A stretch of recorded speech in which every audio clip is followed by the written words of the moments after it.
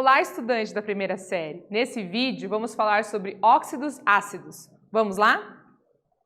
Então, relembrando a definição, óxido é um composto químico binário, ou seja, constituído por dois elementos químicos diferentes, sendo que um desses elementos será obrigatoriamente o oxigênio. E aí a fórmula geral para os óxidos é a seguinte: o E representa o elemento químico, o oxigênio. O mais X vai representar o NOx do elemento químico, o menos Y, o NOx do oxigênio, que na maioria dos óxidos é -2. O Y é o número de átomos do elemento químico e o X é o número de átomos do oxigênio. Lembre sempre, a gente tem que cruzar os valores aqui para que a soma das cargas lá em cima, o NOx da substância, dê zero. Óxidos são substâncias e o NOx de substância é sempre zero. E aí o óxido ácido ou anidrido, lembrando que anidrido significa sem água. Geralmente são formados por ametais e apresentam um caráter covalente, ou seja, ligação covalente entre eles. Como exemplos, a gente tem o CO2 e o SO3.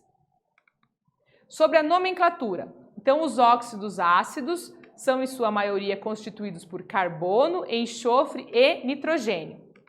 E a nomenclatura fica assim, ó. Prefixo que indica o número de oxigênios, e aí o prefixo pode ser mono para 1, di para 2, tri para 3, tetra para 4 e assim por diante. A palavra óxido e mais a partícula D, o prefixo que vai indicar o número do elemento químico e no finalzinho o nome desse elemento. Portanto, para dar o nome a um óxido, a gente tem o seguinte: CO2, dióxido de carbono. Então, 2 oxigênios, dióxido, 1 carbono só, dióxido de carbono. SO2, dióxido de enxofre. SO3, trióxido de enxofre. Então, 3 oxigênios, trióxido, enxofre, trióxido de enxofre. As reações que acontecem, então, nos nossos óxidos ácidos. Então, a gente tem a reação com água e o produto dessa reação vai ser um ácido inorgânico. Então, o óxido ácido mais água é uma reação de adição e temos a formação de um ácido. A reação que ocorre com as bases inorgânicas. Nessa reação, o produto obtido é sal e água e essa reação vai ocorrer em duas etapas. De forma genérica, a gente tem óxido ácido mais base, formando sal e água. E aqui alguns dos principais compostos de óxidos ácidos que estão no nosso cotidiano. Então, o dióxido de carbono, CO2, ele é utilizado em bebidas gasificadas. Quando ele está na forma sólida, ele é chamado de gelo seco e também está ali para o efeito estufa como componente desse efeito.